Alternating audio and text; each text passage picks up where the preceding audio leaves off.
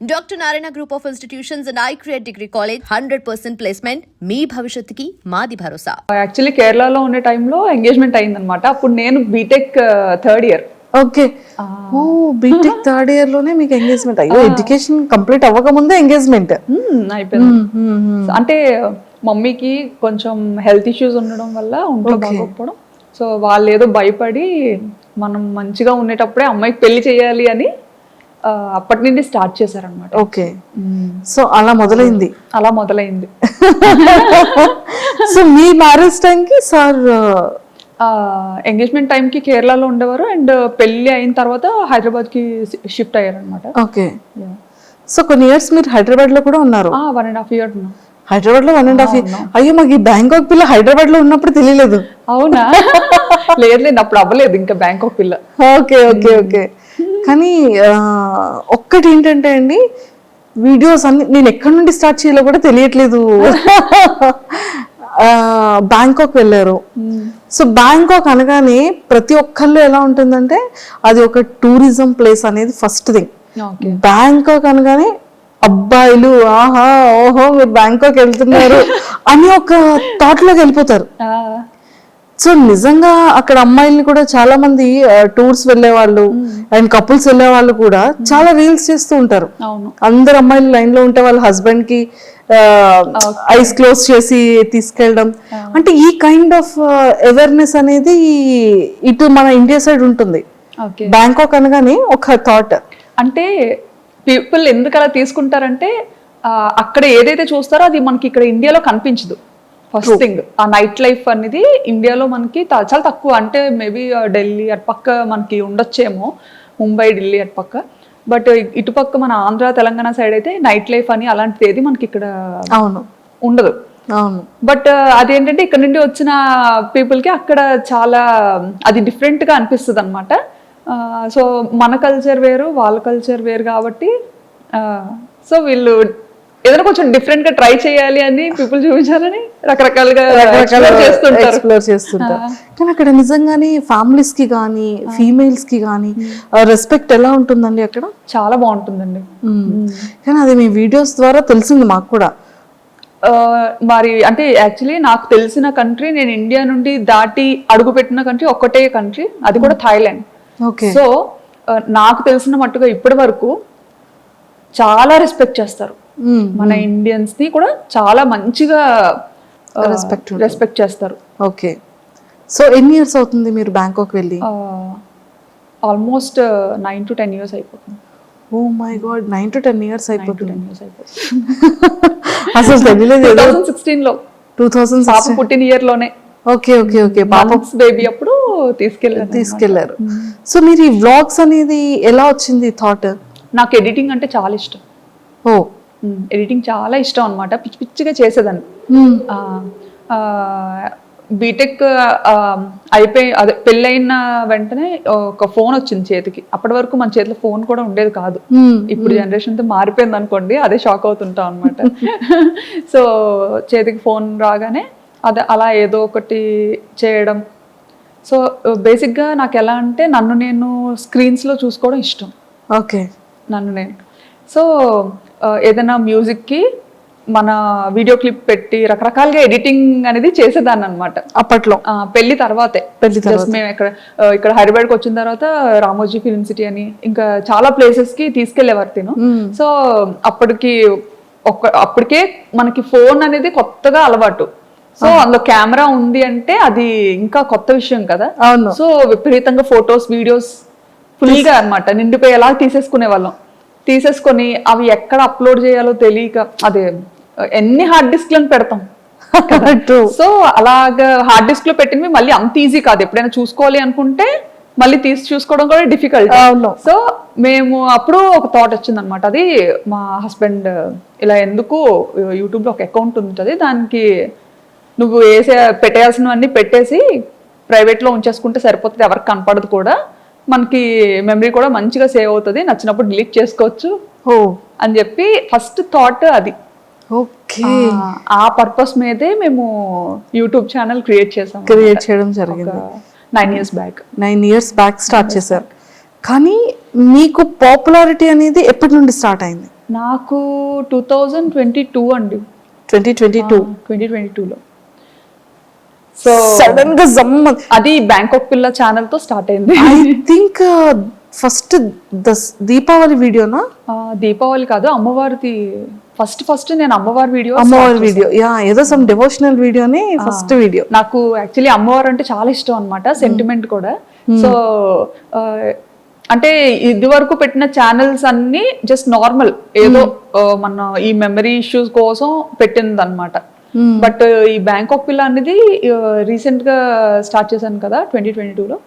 So అదేంటంటే కొంచెం మంచిగా ఎడిటింగ్ చెయ్యాలి, కొంచెం నలుగురు చూడాలి అంటే చూడాలి, వీడియోస్ని పబ్లిక్ చెయ్యాలి అన్న కాన్సెప్ట్తో చేశానమాట. సో అలా స్టార్ట్ చేసినప్పుడు ఖచ్చితంగా దేవుడితో స్టార్ట్ చేద్దాము డెవోషనల్గా అని చెప్పి అమ్మవారిని చూపించాను అనమాట. అక్కడ దసరా ఉత్సవాలు చాలా బాగా జరుగుతాయి. Yeah, Dasara true. అదే చాలా బాగా మీది ఫస్ట్ వీడియో నేను చూసాను. అంటే స్టార్టింగ్ మీది సెకండ్ థర్డ్ వీడియో నుంచి మీరు ట్రెండింగ్ స్టార్ట్ అయింది మీది. అవును, విత్ ఇన్ ఫ్యూ వీడియోస్ లోనే మీరు జనాలకి వచ్చేసారు. అసలు దీన్ని ప్రీవియస్ ఏంటేంటి వీడియోస్ చేశారు అని చూస్తే ఫస్ట్ది ఐ థింక్ దీపావళి అనుకున్నా. అసలు మీకు బ్యాంకాక్ పిల్లగానే నేను తెలుసు, కానీ అంతకు ముందు నేను స్టైలిష్ తింగర్ బుచ్చి. ఓ, స్టైలిష్ టింగర్ బుచ్చి మీరేనా? నేనే. ఓకే, అది కూడా true true true, correct. So అది కరెక్ట్ గా ఈ బ్యాంకాక్ పిల్ల కన్నా ముందు స్టార్ట్ చేశాను అనమాట, స్టైలిష్ తింగర్ బుచ్చి అని చేశాను. కానీ అది చాలా కష్టపడ్డా, దానికి చాలా ఖర్చు పెట్టించా మా హస్బెండ్ తో. అయ్యయ్యో, చాలా ఖర్చు పెట్టించా. ఇంకా అది కూడా మా ఫ్రెండ్స్ అండ్ ఇంట్లో ఫ్యామిలీ మెంబర్స్ వాళ్ళు చెప్తేనే అది కూడా చేశారు. యుఎస్ లో ఒక వదిన ఉంటారు అనమాట, వర్మగారు వాళ్ళ చిన్న సిస్టర్. సో ఆవిడ ఒకసారి వస్తూ రిపీట్ గా చూస్తూ ఉంటారు కదా మనం పెట్టిన వీడియోస్ ఏంటంటే అన్లిస్టెడ్ లో పెట్టి జస్ట్ మనకి ఇష్టమైన వాళ్ళకి షేర్ చేస్తేనే వాళ్ళే చూడగలుగుతారు, ఇంకెవరు చూడలేరు. సో అలా షేర్ చేస్తున్న టైంలో వదిన ఇండియా వచ్చినప్పుడు శ్రావణి నీకు యూట్యూబ్ రెవెన్యూ జనరేట్ అవుతుందా అన్నట్టుగా అడిగారు అనమాట. ఓకే, అడిగితే రెవెన్యూ ఏంటి అని, మామూలుగా యూట్యూబ్ అనేది యుఎస్ బేస్డ్ కంపెనీ. సో ఇలా యూజువల్ గా యూట్యూబ్ అందరూ ఇలా ఇందుకే కదా చేస్తారు, నీకు జనరేట్ అవ్వట్లేదా, నువ్వు మామూలుగా అలా ట్రై చేస్తున్నావేమో అనుకున్నాను అని అన్నారు అనమాట. అంటే ఏమో ఉంది, నాకు అంత ఐడియా లేదు. ఆయన ఎందుకు ఎప్పుడు ప్రైవేట్లో ఉంచుతావు వీడియోస్, ఎవరికి కనిపించకుండా పబ్లిక్ చేయొచ్చు కదా, బాగుంటాయి, ఎందుకంటే చాలా కష్టపడి ఎడిటింగ్ చేస్తుంటావు, సో పబ్లిక్ చెయ్యు, అందరూ చూస్తారు, బాగుంటుంది, నిజంగా ఇది ఒక మంచి ప్లాట్ఫామ్ డెవలప్ అవడానికి అన్నట్టుగా చెప్పారనమాట. అప్పుడు అంత పట్టించుకోలేదు ఆవిడ చెప్పేటప్పుడు, కానీ తర్వాత ఆలోచించా అనమాట, వదిన ఇలా ఎందుకు చెప్పారు, కొన్ని చూద్దాము అన్నట్టుగా. ఈయన కూడా అది సీరియస్ గా తీసుకున్నారు అనమాట. ఓహో యూట్యూబ్ లో ఎంత ఉంటుందా, ఓహో ఇలా పబ్లిక్ చేయొచ్చా, భయం ఉండదా అని. అప్పుడు అంటే చాలా రెస్ట్రిక్టెడ్ గా ఉంటాం, అత్తగారు మాగారు ఏమనుకుంటారు, మమ్మీ డాడీ ఏమనుకుంటారు. సో అలాంటి ఫ్యామిలీ నుండి వచ్చాను కాబట్టి ఇంటెన్షనల్ కూడా ఉంటుంది. సో వచ్చిన ఆవిడ చెప్పినా సరే అప్పుడు వెంటనే అంత సీరియస్ గా తీసుకోలేదు. అవునా ఉంది అని అన్నాను, కానీ మళ్ళీ ప్రైవేట్ లోనే పెట్టేదాన్ని. చాలా కష్టపడి ఎడిట్ చేసిన సరే ప్రైవేట్ లోనే పెట్టుకొని నాకు నేనే చూసుకొని ఈజీగా. అంటే మనము వేరే కంట్రీలో ఉన్నప్పుడు స్టేటస్ ఎక్కువసేపు పెట్టలేము, అప్పుడు స్టేటస్ ఆప్షన్ ఉందో లేదో కూడా తెలియదు. వీడియోని డైరెక్ట్ గా చాట్ లో షేర్ చేయాలన్నా పెద్ద వీడియోస్ ఉండేవి, షేర్ చేయడం కష్టమయ్యేది అనమాట. సో ఇది బాగా ఈజీ అనిపించేది మమ్మీ డాడీకి. అంటే మేము ఉన్న ప్రతి మూమెంట్ ని మంచిగా క్యాప్చర్ చేసి మన పేరెంట్స్ కి చూపించాలి. మెయిన్ ఏంటంటే అసలు మా మమ్మీ డాడీ బయటకు అసలు ఈయన వెళ్తారు అంటే నన్ను ఇచ్చి పెళ్లి చేయకపోనేమో. ఫస్ట్ నుంచి అనుకునేవారు అమ్మాయి ఎప్పుడు మనకి దగ్గరలోనే ఉండాలి, బయటకి అసలు ఎప్పుడు పంపొద్దు అని. ఓ మై గాడ్, అలాంటిది పాపం అది ఎలా ఫీల్ అయ్యారు అంటే లైక్ ఇంత లాంగ్ రావడం. సో అది మమ్మీ వాళ్ళకి తెలిసిన తర్వాత మమ్మీ డాడీ రియాక్షన్ ఏంటి అసలు ఎక్స్పెక్ట్ చేసి? ఫస్ట్ కెనడా వెళ్ళాల్సింది తను అనుకున్నారు కెనడా వెళ్దామని చెప్పి.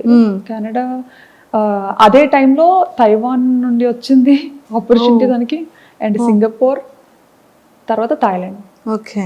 సో ఇవన్నీ ఇంకా పెద్దోళ్ళకి చెప్పినప్పుడు వీళ్ళు అన్నారనమాట, అంత దూరం ఎందుకు, దగ్గరగా ఉండేది చూసుకోండి అనేసి. దగ్గరగా ఉన్న అలా అయితేనే పంపించగలుగుతాము, లేకపోతే కష్టం అని చెప్పి. సో ఇంకా అవన్నీ ఆపుకొని ఇంకా అన్ని చూసుకున్నారు, ఏ ప్లేసెస్ బాగుంటాయి, ఎక్కడ లైఫ్ స్టైల్ బాగుంటది అనేది కొంచెం ఆయన అంతా చూసుకున్నారు అనమాట. నాకైతే అసలు ఏం లేదులేండి. బ్యాంకాక్ అంటే బ్యాంకాక్ ఏదో మూవీలో చూసాను, అదేనా ఊరు కూడా అంతే, ఏదో మూవీలో చూసాను. బ్యాంకాక్ అంటే ఓకే ఓకే మంచిదేనా, వెళ్ళొచ్చా అని. వెళ్ళొచ్చా అంటే ఇంకా ఈయన అదేం కాదులే, వెళ్ళి చూద్దాం, బాగుంటే ఉండొచ్చు, లేదంటే రిటర్న్ అయిపోవచ్చు అని చెప్పి. సో ఆ థాట్ మీద థాయిలాండ్ కి ఫిక్స్ అయ్యామన్నమాట. ఫిక్స్ అయ్యారు. నిజంగానే 9 years బ్యాక్ అంటే హైదరాబాద్ అంటే ఓకే, జస్ట్ 1 day 12 hours లో వెళ్ళిపోవచ్చు, ఫ్లైట్ అయితే 1 hour లో వెళ్ళిపోవచ్చు. ఓకే. కానీ బ్యాంకాక్ అనగానే కొన్ని అవర్స్ జర్నీ ఉంటుంది అండ్ ఫ్రీక్వెంట్ గా రావడానికి అవ్వదు, ఎప్పుడు కావాలంటే అప్పుడు కాల్ చేయడానికి ఆ నెంబర్స్ వేరుంటాయి. సో అప్పటి వరకు పేరెంట్స్ దగ్గర ఉన్న శ్రావణి గారు సడన్ గా అంత లాంగ్ అనగానే మీ రియాక్షన్ ఏంటి, పేరెంట్స్ రియాక్షన్ ఏంటి? నేను అనుకున్నాను యాక్చువల్లీ వెళ్తే ఉండగలనా లేదా అని. బట్ ఈయనకి ఏంటంటే అది ఒక డ్రీమ్ అనమాట, అబ్రాడ్ వెళ్ళాలని ఒక డ్రీమ్. సో ఆపర్చునిటీ వచ్చింది, మన వల్ల ఎందుకు అది పోవాలి. సో తను ఇష్టపడుతున్నారు కదా, పోనీ ట్రై చేద్దాం, డాడీ వాళ్ళకి నెమ్మదిగా చెప్పొచ్చు అనేసి ఇంకా మమ్మీ డాడీతో మాట్లాడి, చూస్తాం డాడీ, అది అక్కడేం పర్మనెంట్ కాదు, జస్ట్ వర్క్ మీద వెళ్తున్నాము, మనకు నచ్చితే ఉంటాము, లేదంటే మళ్ళీ మన ఊరికే వచ్చేస్తాము అన్నట్టుగా చెప్పామన్నమాట. ఓకే. ఇప్పటికైనా అంతేలేండి, ఎప్పటికైనా ఇక్కడికే వచ్చేయాలని, అవును అవును, ఇండియాలోనే సెటిల్ అవ్వాలని. సూపర్. సో అలా ఒప్పించి పేరెంట్స్ ని వెళ్ళాం. అలా వెళ్ళడం జరిగింది. సో అక్కడికి వెళ్ళిన తర్వాత మీరు కన్సీవ్ అయ్యారా? లేదండి, ఇక్కడ హైదరాబాద్ లో పుట్టిన తర్వాత ఆ ఆపర్చునిటీ వచ్చింది దీనికి. పాప 5th month లో తెలిసింది, పాప 8th month లో ఈయన ఫస్ట్ వెళ్ళిపోయారు అనమాట. ఓకే. నేను ఫస్ట్ వెళ్ళి అన్ని మంచిగా సెట్ చేసి అంతా చూసుకొని అప్పుడు మీకు చెప్తాను, ఈలోపు వీసా పనులు కూడా అవుతుంటాయి కదా, అది చేసుకొని మీరు స్టార్ట్ అవ్వండి అని చెప్పి ఈయన ఫస్ట్ వెళ్ళిపోయారు ఒక ముందు. అక్టోబర్ లో వెళ్ళిపోయారు. అక్టోబర్. నేను కరెక్ట్ గా పాపకి 9 months అనుకుంటాను, నవంబర్ లో నేను వెళ్ళాను అనమాట. నేను ఒక్కదాని పాపతో. ఆయన ఏంటంటే వెళ్ళిన తర్వాత మళ్ళీ రిటర్న్ అవ్వకూడదు అంత వేగంగా. సో నేను ఒక్క పాప 9 months బేబీని తీసుకొని ఫస్ట్ టైం అసలు ఏం ప్యాక్ చేసుకోవాలో తెలీదు, ఎలా ప్యాక్ చేసుకోవాలో తెలీదు, అంత లగేజ్, చిన్నపిల్లతో కదా, సో ఏం క్యారీ చేయాలో. అసలు ఎయిర్పోర్ట్ లో చాలా రెస్ట్రిక్షన్స్ ఉంటాయి. అసలు అప్పట్లో అయితే ఎయిర్పోర్ట్ లో చెకింగ్స్ ఉండేవి, అమ్మో టూ మచ్ అసలు. నేనేంటంటే అసలు అంటే ఆయన కూడా వెళ్ళి 1 month అయింది కదా, సో అక్కడ అన్ని రకాలు దొరుకుతాయా దొరకదా అది అసలు ఏమి ఐడియా లేదనమాట తనకు కూడా. ఇప్పుడంటే చాలా ఆప్షన్స్ వచ్చాయి, కానీ అప్పుడంటే ఇండియన్ గ్రాసరీస్ తెచ్చుకోవడానికి కూడా చాలా లాంగ్ వెళ్ళాలి, అది కూడా చాలా తర్వాత తెలిసింది మాకు. ఓకే. నిజంగా అది ఎలా ఎలా వెళ్ళగలిగారు? అది పాపతో అలాగే అప్పట్లో డైరెక్ట్ ఫ్లైట్ లేదు, కనెక్టింగ్, మనం వయా కోల్కతా అయినా లేకపోతే ముంబై, చెన్నై, ఇలా అన్నమాట కనెక్టింగ్. సో అలా ఫస్ట్ టైం పాపని తీసుకొని కనెక్టింగ్ ఫ్లైట్ తీసుకొని వెళ్ళాను. ఓ మై గాడ్, అసలు చాలా గ్రేటెస్ట్. అసలు ఎలా అంటే చుక్కలు చూసా అన్నమాట ఆ ఫస్ట్ ప్రయాణంలో. పాపని హోల్డ్ చేయాలి, హ్యాండ్ లగేజ్ పట్టుకోవాలి. సో అంతవరకు ఏంటి, మనం ఇండియాలో ఉండేటప్పుడు మనం అంత పట్టుకొని తిరిగేది ఎప్పుడు ఉండదు బయట యూజువల్ గా, ఎందుకంటే మన పక్కన పేరెంట్స్ ఉంటారు, ఒకరు కాకపోతే ఒకరైనా కాసేపు ఎత్తుకోవడం అన్నీ అనమాట. అప్పటి వరకు ఉయ్యాల్లో ఉండే పాపని ఎత్తుకొని తీసుకెళ్ళి, అంటే అది చాలా మంచిగా చబ్బీగా ఉండేది అనమాట. నేను చూస్తే ఎలా ఉండేదని అంటే ఉప్పు అంటే ఎగిరిపోయేలా ఉండేది. అయ్యో, ఇప్పుడంటే కొంచెం బండ్ అయ్యాను. ఏం అవ్వలేదండి బాబు, అలా ఉండేదాన్ని అనమాట. సో హ్యాండిల్ చేయలేకపోయేదాన్ని. ఇంకా పాప ఎయిర్పోర్ట్ కి రాగానే ఈయన యాక్చువల్లీ ఎగ్జిట్ గేట్ దగ్గర ఉంటానని చెప్పారనమాట. నేను అంటే అక్కడ ఎయిర్పోర్ట్స్ లో ఏంటంటే మనకి ఇక్కడ ఇండియాలో బయటే ఉండాలి, బట్ అక్కడ థాయిలాండ్ ఏంటంటే కొంచెం లోపల వరకు రావచ్చు, కొంచెం వరకు రావచ్చు. సో నేను పాపను పట్టుకొని ఇంకా అలాగే వణుకుతూ వణుకుతూ లగేజ్లన్నీ తీసుకొని మోసుకొని కూర్చోబెట్టి తీసుకెళ్తున్నాను అనమాట. తీసుకెళ్తుంటే ఈయన అక్కడ వెయిట్ చేస్తున్నారు అనమాట. అంత క్రౌడ్ లో నన్ను మిస్ అయ్యారు. ఆయన నన్ను చూడడం మిస్ అయ్యారు, నేను ఆయన్ని చూడలేదు. అంటే అసలు ఆయన ఎగ్జిట్ లో ఉంటారని ఓకే, బట్ అందరితో పాటే నేను వెళ్ళిపోతున్నాను అనమాట. సో నన్ను అక్కడ మిస్ అయ్యేస్తాను. నేను ఏంటంటే ఆయన లోపల ఉండిపోయి నేను బయటకు వెళ్ళిపోయాను. అయ్యయ్యో, ఎయిర్పోర్ట్ బయటకు వెళ్ళిపోయాను. ఇంకా బయటకు వెళ్ళి చూసేసరికి కనిపించలేదు తను. కనిపించకపోయేసరికి అమ్మో కంట్రీ కాని కంట్రీ, అసలు ఎలా ఉండాలి ఏంటి, ఇప్పుడు ఎవరిని అడగాలి, నేను నాకు కనిపించట్లేదు. బయటకు వచ్చినా కానీ చాలాసేపు వెతికానండి, ఎక్కడా కనిపించలేదు. కాంటాక్ట్ చేయడానికి మన సిమ్ కార్డ్, నాకు వైఫై కనెక్ట్ చేసుకోవడం థాయిలో ఏదో వచ్చింది అనమాట సంథింగ్ అక్కడ. నేను ఆ టెన్షన్ లో లాంగ్వేజ్ సెలెక్ట్ చేసుకోవడం కూడా కన్ఫ్యూజ్ అయ్యి థాయి నొక్కేసాను అనమాట. థాయి సెలెక్ట్ చేసేసాను. సో అలా సెలెక్ట్ చేయడం అంటే మొత్తం థాయిలో వచ్చింది, అదేమో అర్థమై సావదు. ఇంకా ఎవరికి చెప్పుకోను ఏంటి. అక్కడ మళ్ళీ బయటకు వచ్చిన తర్వాత సెక్యూరిటీకి అడుగుతుంటే అక్కడ ఇంగ్లీష్ చాలా తక్కువ అనమాట. సో అతనికి అర్థం కావట్లేదు నేను ఏం అడుగుతున్నానని. ఇంకా కళ్ళంటే నీరు తిరిగేసి చంటి పిల్లతో అలాగా ట్రాలీ పట్టుకొని అటు ఇటు చూసుకుంటా సార్ ఏం చేస్తున్నారు, ఇంకా లోపల ఇంకా లోపలే ఉన్నారు. ఆయన ఇంకా అందరూ వచ్చేసారు. వీళ్ళేంటి ఎక్కడ రాలేదు, ఏ ఇమిగ్రేషన్ లో చిక్కు పడిపోయారో అనుకున్నారు. అసలే కొంచెం రెస్ట్రిక్షన్స్ ఎక్కువ కదా. అసలే పప్పులు ఉప్పులు వద్దన్నా సరే మోసుకొని వస్తుంది. ఈవెన్ పప్పులు ఉప్పులు కూడా చాలా డీటెయిల్డ్ గా చెక్ చేసేవారండి, ప్రతిదీ ఓపెన్ చేసి చూసేవారు. ఇంకా అంటే చిన్నపిల్లలకి ఉండాలి కదా మన వైపు, బాగా ఇడ్లీ అలవాటు చేస్తాం 8 months నుండి కదా. సో బేసిక్ థింగ్స్ పట్టుకెళ్ళాలి, అవి కూడా ఓపెన్ చేసి చెక్ చేసి చాలా ఇదిగా ఉండేది ఒకప్పుడు. ఇప్పుడు తగ్గించేసారు. సో మొత్తానికి మీ ఫస్ట్ బ్యాంకాక్ ట్రిప్ అనేది ఫర్ ఎవర్ మెమరబుల్. గుర్తు పెట్టేసుకుంటాను, అది గుర్తుండిపోతే నా వీడియోస్ లో చాలా సార్లు చెప్పాను కూడా ఈ మాట. తర్వాత ఆయన చూసారు ఏంటి ఎందుకు రావట్లేదు అంతకి రావట్లేదు అని అలా బయటకు వచ్చారనమాట. అక్కడ కనపడ్డాను. కనిపించిన తర్వాత నాకు ఇంకా బతికి బయటపడ్డాను అనిపించింది. లేకపోతే అసలు ఇటు నుంచి తిరిగి వెళ్ళేది ఎలాగా, చేతిలో డబ్బులు లేవు, కరెన్సీ లేదు, ఏం లేదు. అవునవును. సో ఇన్ని ఫేస్ చేస్తారు స్టార్టింగ్ డేస్ లో. ఇండియన్ కరెన్సీ తప్ప నా దగ్గర థాయ్ కరెన్సీ కూడా లేదు. అవును అవును. ఎక్స్చేంజ్ చేసుకోవడం కూడా తెలీదు. ఇంకా అలా కాలేజ్ నుంచి బయట పెట్టడం, పెళ్ళి అవ్వడం, ఇంకా అటు వెళ్ళిపోవడం అంతే. అందులోకి మన విజయనగరం సైడ్ అంటే మనకు అసలు అంతేం తెలియదు కదా, అలా చూసాను. అండ్ ఆ జర్నీ అయిన తర్వాత ఇంకా బ్యాంకాక్ స్టార్ట్ చేసేటప్పుడు అంటే మీరు day 1 నుంచి ఇంత యాక్టివా, అంటే లైక్ ఈ వ్లాగింగ్ చేయడం మీకు ఎలా తెలిసింది? వ్లాగింగ్ చేయడం అంటే మామూలుగా పాప వల్లనే తెలిసింది. ఎలా అంటే కోవిడ్ అని కూడా చెప్పచ్చు. కోవిడ్ టైంలో ఏంటంటే మనకి బాగా ఖాళీగా ఉండే టైం అయితే దొరికింది, ఇంటి బయటకు వెళ్ళకుండా. ఆ టైంలోనే ఇంకా కిడ్స్ లేండి, ఇషాన్ కూడా పుట్టాడు. సో ఆ టైంలో నాకు ఎప్పుడు మనసుకి ఏమనిపించేదంటే నా ఫ్రెండ్స్ అందరూ చక్కగా వర్క్ చేసుకుంటున్నారు మంచిగా, ఇంత చదివి కూడా నేను అలా ఇంట్లోనే ఉండాల్సి వస్తుంది. ఎందుకంటే థాయిలాండ్లో డిపెండెంట్ వర్క్ చేయకూడదు, అది ఇల్లీగల్ అక్కడ. అలా అని చేస్తే ఆపర్చునిటీస్ ఉంటాయి, దొరుకుతాయి చేయాలంటే, బట్ అలా చేసి దొరికామంటే అది చాలా పెద్ద ఇష్యూ అవుతుంది అనమాట. కానీ చేయాలని ఉండేది, బట్ లీగల్ గా ఉండాలి. సో అదొకటి బాగా ఎప్పుడు మనసులో అనిపించేది, ఆయనే వర్క్ చేస్తున్నారు నేను కూడా చేస్తే ఎంత బాగున్నా అని చెప్పి ఏదో ఒకటి చెయ్యాలి. బట్ సాఫ్ట్వేర్లోనే ఉండాలి, సాఫ్ట్వేర్ జాబే రావాలి అని అయితే ఎప్పుడు అనుకోలేదు. అండ్ ఆయన కూడా ఎప్పుడు నువ్వైతే అన్ఫిట్ సాఫ్ట్వేర్కి అని అనేవారు.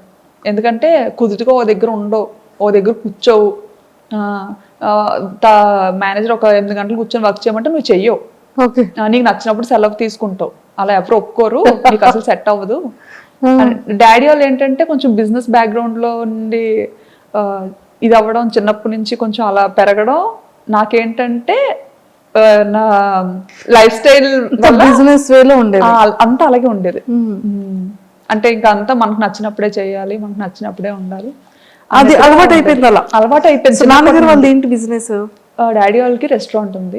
30 years నుండి, విజయనగరం ముత్తాతల నుండి అంతా రెస్టారెంట్ బిజినెస్. ఓకే, విజయనగరంలో. ఏంటండి నేమ్? మీసాల్ రాజ్ గారు hotel. Okay okay okay, super. So అలాగా యూట్యూబ్ అలా స్టార్ట్ చేయాలనిపించింది? యూట్యూబ్ అలా స్టార్ట్ చేయాలని అనిపించలేదులేండి. అంటే ఏదో అవుతాను అని అయితే చేయలేదు. ఈ ఏంటంటే ఇంకా పిల్లతో థాయిలాండ్ ట్రావెల్ వెళ్ళినప్పుడు నాకు అక్కడ పాపకి ఎలాంటిది చేసి పెట్టాలి, ఫస్ట్ కిడ్ కదా, అవును అవును, ఏం తెలీదు. ఇక్కడ ఉండేటప్పుడు ఏంటంటే ఇంకా అత్తయ్యో మమ్మీయో టైం టు టైం వాళ్ళకి ఏం చేసి పెట్టాలి, ఎలా చేసి పెట్టాలి అంతా వాళ్ళే చూసుకునేవారు అనమాట, తినిపించడంతో సహా. సో నాకు అసలు అంత ఏం పని ఉండేది కాదు. అంటే ఫస్ట్ కిడ్ కదా, తనకేం తెలియదు, ఏం చేస్తుందిలే అన్నట్టు ఇంకా అలా. అత్తయ్య కూడా ఎలా అంటే బాగా పాపను ఎలా గారాబం చేస్తారో నన్ను అలాగే గారాబంగా చూసుకునేవారు. ఓకే, అసలు ఇంట్లో పని కూడా చేయించేవారు కాదు. మావయ్య అత్తయ్య చాలా మంచోళ్ళు. సూపర్. సో అలా స్టార్ట్ అయింది. అక్కడికి వెళ్ళిన తర్వాత పాపకి ఎలా ఎలా వీడియో అదే ఫుడ్ పెట్టాలి అనేది వీడియోస్ చూసేవాళ్ళు? వీడియోస్ చూసేదాన్ని అనమాట. బేబీస్ కి ఎలా ఏం చెయ్యాలి, ఏం చేస్తే మంచిగా ఉంటది అనేసి అన్ని వెతికేదాన్ని.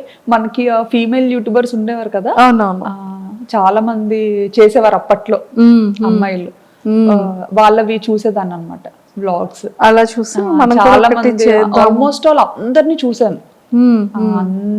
అందరు అమ్మాయిల్ని అందరి ఛానల్స్ చూసాను అనమాట. సూపర్. సో అలా మొదలైంది, చేసి అలా స్టార్ట్ అయింది.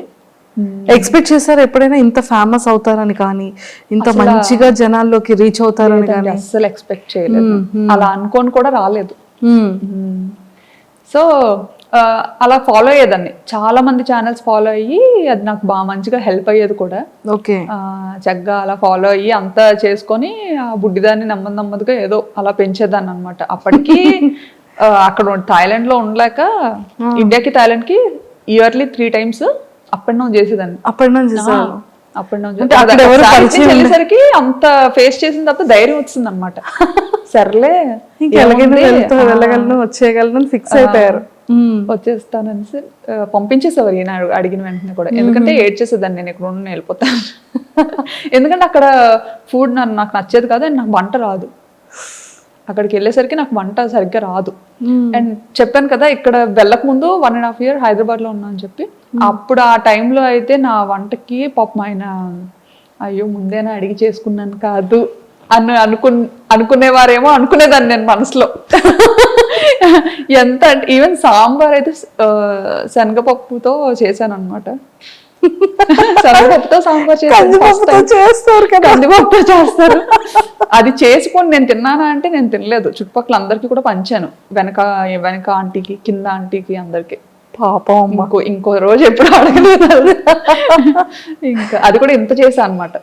అంటే నాకు సాంబార్ చేయాలి అంటే ఇంత సాంబార్ చేయాలంటే ఇంత పప్పు వేయాలేమో అని ఇంత పప్పు ఉడకపెట్టా అనమాట. సో అది ఏంటంటే అది ఉడుకుతా అది పెరుగుతూ ఉంటది కదా, సో అప్పుడు ఇంకా వాటర్ యాడ్ చేసి ఓహో తెప్పాలు నిండిపోతుంది, ఇంకో పెద్ద తెప్పాలు పెడదాం, అలా ఇంత తెప్పాలు అయింది అది.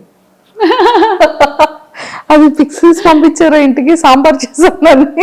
పిక్స్ ఏం తీసి పంపించలేదు కానీ అంత ఎక్కువ చేశాను కదా, సో ఏం చేసుకుంటాం అని చెప్పి ఇంకా వెనక ఒక బ్యూటీషియన్ ఒక అక్క ఉండేవారు, ఆ అక్క వాళ్ళ మదర్ ఉంటే ఆవిడకి ఇచ్చాను, కింద ఆవిడకి ఇచ్చాను. ఈవినింగ్ మా హస్బెండ్ వచ్చేసరికి అది చూసి మనకే ఉండేవా లేకపోతే వీధంతటికి ఉండేవా అని.